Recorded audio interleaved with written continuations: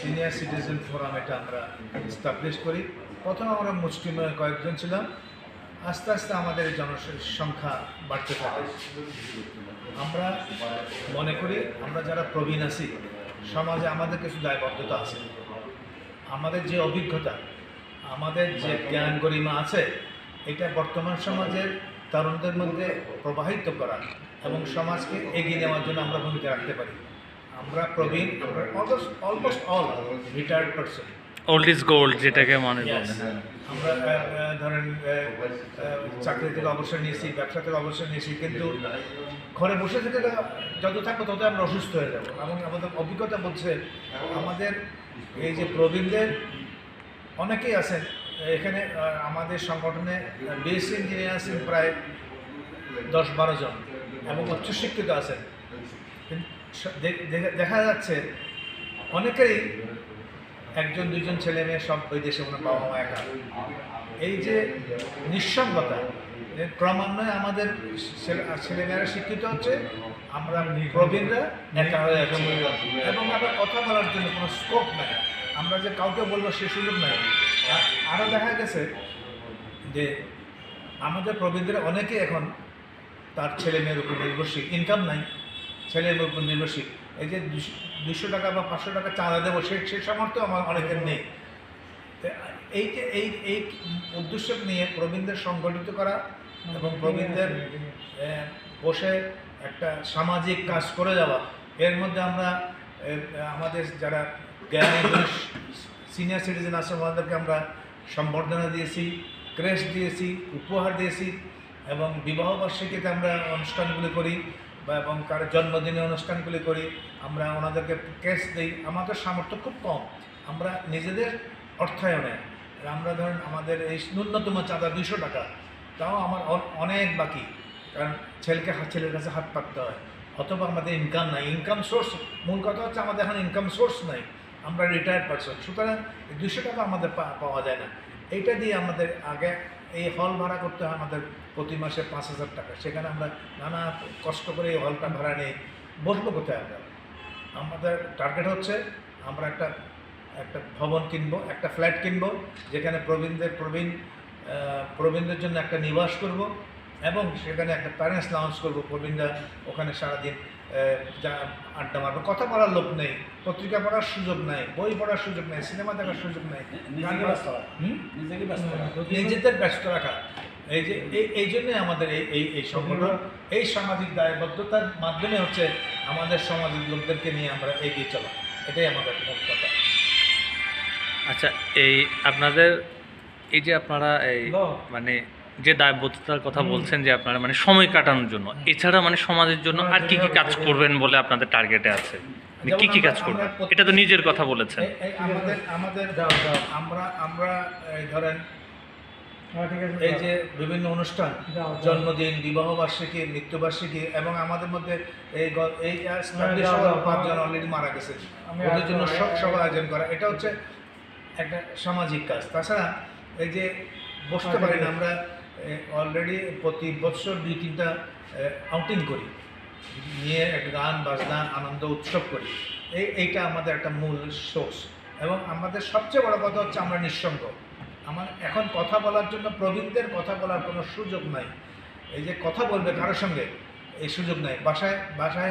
বাসায় ঘরের বউ আছে, দেখা গেলো আমাদের নিজেরই বয়স্ক যে অসুস্থতা, এটা তো আছেই, এবং স্বাভাবিকভাবে আমাদের স্ত্রীদেরও একই অবস্থা, সমবয়সী বা কাছাকাছি বয়সের অসুস্থতা, আমরা দুই কথা বলার জন্য কোনো স্কোপ পাই না।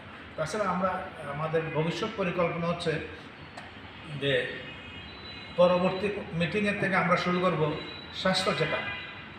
আমরা ডায়াবেটিসটা মাপবো, প্রেশার মাপবো এবং এইভাবে কাজ করব। এবং আমাদের আরেকটা বিষয় হচ্ছে ডোনেশন ফর মেডিসিন।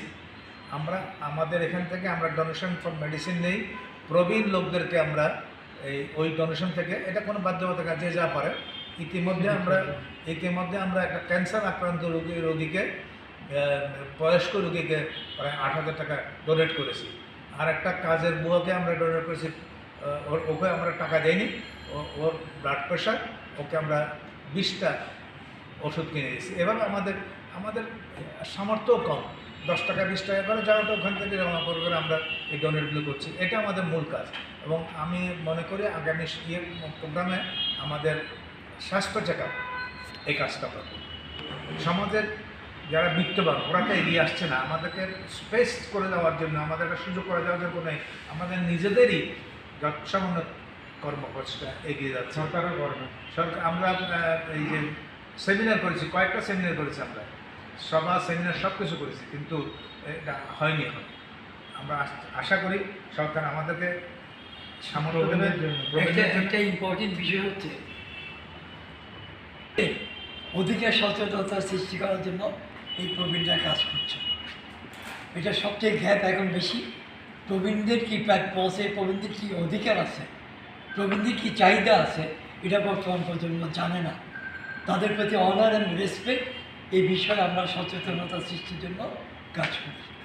ধন্যবাদ। পরিবারের ছেলে সন্তান বউ যারা থাকে, হ্যাঁ, তারা তাদের পরিবারে যারা অসুস্থতা থাকে, ভোগ করতেছে, কষ্ট করতেছে, পিতামাতাদেরকে যেভাবে দায়িত্ব পালন করা, যেভাবে তাদেরকে মানে খোঁজখবর নেওয়া, চিকিৎসা করা, এমন পরিবারে আছে যাদের সন্তানেরা বা একটা ডাক্তারের কাছে নেওয়ার মতো এরকম লোক অনেক সময় পাওয়া যায় না।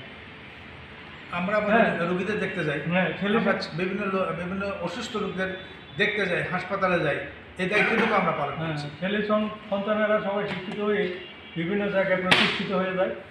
ইভেনকে নাতিপুতিরা পর্যন্ত এই প্রবীণদের সাথে থাকার মতো, সঙ্গ দেওয়ার মতো কেউ থাকে না। অত্যন্ত নিঃস্ব এবং অসহায় জীবন পুরো প্রবীণদের। এটাই আমাদের আসলে এই সামাজিক দায়বদ্ধতা বলতে এগুলি, যে যাতে করে নবীনেরা এইভাবে প্রবীণদের জন্য এগিয়ে আসে। ধন্যবাদ। মানে যারা দায়িত্ব মনে করে প্রবীণদের, তারা এইভাবে তাদের চিকিৎসার জন্য এগিয়ে আসবে, তাদের দেখাশোনার জন্য এগিয়ে আসবে, তাদেরকে প্রবীণদের মাঝে সচেতন করবে যে তাদের দায়িত্ব কীভাবে এরা চিকিৎসা নিবে এইভাবে দায়িত্ব পালন করার জন্য তাদেরকে উদ্বুদ্ধ করবে নবীনদেরকে। এটাই নবীনেরা এই যে প্রবীণদেরকে কীভাবে দেখবে, সামাজিকভাবে, রাষ্ট্রীয়ভাবে বিভিন্ন সেক্টরে সচেতন করা প্রবীণদের দায়িত্ব। অবশ্যই কিছু বলবেন? বলতে চাই যে আমরা কথা বলার লোক পাই না। আমরা কথা বলতে চাই, একটু আনন্দ ফুর্তি করতে চাই, একটু ভালোভাবে থাকতে চাই। জীবনের যে বাকি সময়টা আমরা একটু বন্ধুবান্ধব নিয়ে আড্ডা মেরে কথাবার্তা বলে আমরা চলে যেতে চাই। আর নবীনদের ব্যাপারে আমার যে একটা সাজেশন সেটা হচ্ছে যে ক্ষমতা এবং অর্থ এই দুটো জিনিস ছাড়া কিচ্ছু হবে না। আমাদের এখন ক্ষমতাও নাই, অর্থও নেই। আর আপনি যখন চেয়ারে বসে থাকবেন তখন আপনার যে ক্ষমতা থাকবে, আপনি চলে আসার পরে পেনশন আনতে গেলেও দেখবেন যে আপনার সাবঅর্ডিনেট আপনার সাথে কথা বলছেন। এই জন্য বলছি যে নবীনদের ক্ষমতা আছে, অর্থ আছে, ওরা যদি আমাদেরকে এস্টাবলিশ হওয়ার জন্য ওরা এগিয়ে আসবে, এই আশাবাদ ব্যক্ত করছি। এটি আমার কথা। প্রবীণদের জন্য নবীনেরা এগিয়ে আসবে, এটা কথা। দাদা কিছু বলেন? আচ্ছা, আমাদের এই সিনিয়র সিটিজেন ফোরাম আমরা করার একমাত্র উদ্দেশ্য হলো, এমন আছে, কিছুক্ষণ আগে আপনি শুনছেন, এমন ভদ্রলোক আছেন যাদের বাসায় কেউ নেই, নিজে একা পড়ে থাকে। আমরা চিন্তা করতেছি আমাদের একটা সংগঠন, আমাদের এই সংগঠনের মাধ্যমে তাদের যাই আমরা যদি একজন দুজনকে আমরা না দেখি, এক সপ্তাহ ভিতরে না দেখি, 2 সপ্তাহ না থাকে, আমরা নিজেরা যাইয়া খোঁজ করে তাদেরকে দেখব এবং তাদের আত্মীয় স্বজনকে আমরা জানাবো যে এই ভদ্রলোক কীভাবে আসতে, তাকে একটু হেল্প করা, অথবা কেউ রান্নাবান্না করে খেতে পারতো না, কীভাবে খাবে তার একটা ব্যবস্থা করা। এরকম করে অনেক লোক আছে যার কোনো আর্থিক সামর্থ্য নেই, অনেকের আর্থিক সামর্থ্য আছে কিন্তু লোকজন নেই। এই জন্য এদেরকে সমাজে যাতে ভালোভাবে সচ্ছলভাবে চলতে পারে, যাতে সবাই থাকতে পারে, তাদের জন্য আমাদের উদ্যোগ।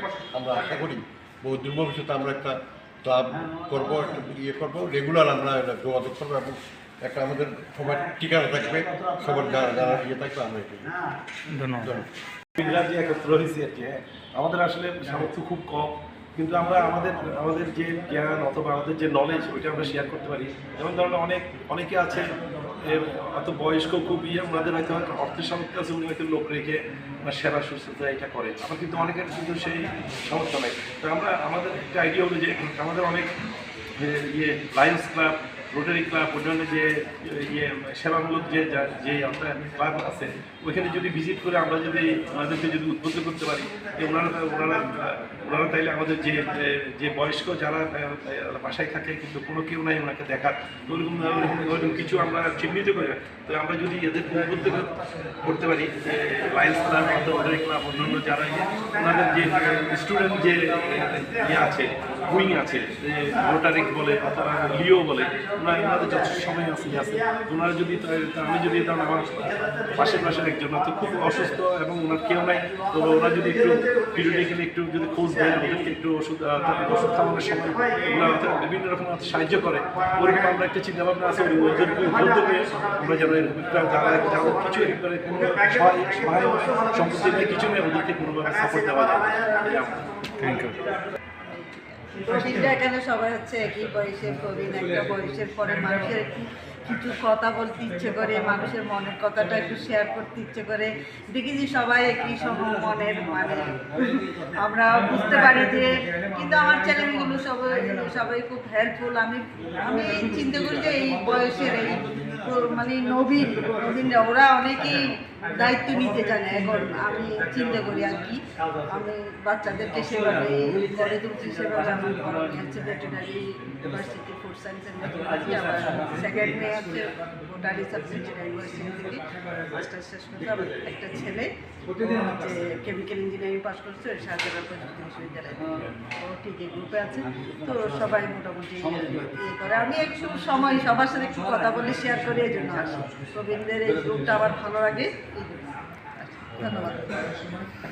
সবাই আসি আমরা বন্ধুবান্ধব, যদিও ওই সময় কাটানো আমাদের ঘরে একা, আমার ওয়াইফ ওই ঢাকায় আছে, আমি এই যে সেটাই সাথে এইটাই আমার মনের আনন্দ, এটাই আনন্দটাই, এটাই ইম্পর্টেন্ট। Okay, thank you.